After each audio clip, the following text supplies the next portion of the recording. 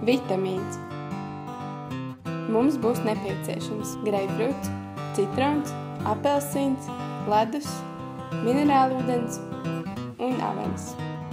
Sākumā izvēlamies aptuveni 1 litru tilpuma trauku, kurā pievienosim sastāvdaļas un sākam griezt augļus. Sāksim ar greipfrutu un nogriežam to aptuveni 1 līdz 2 cm biezumā no tā viena šķēli un iemetam traukā. Piespiežam arī nedaudz greipfrutu sulus no vienas tā pusītes. Tad atkārtojam to pašu ar apelsīnu.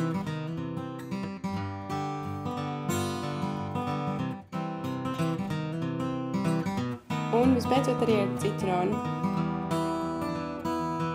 No citrona mēs arī pievienojam nedaudz sulu.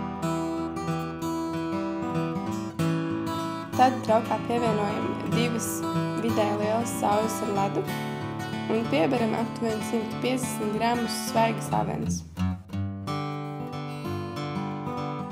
Un pašās beigās piepildam trauku ar gāzētu minerālūdeni.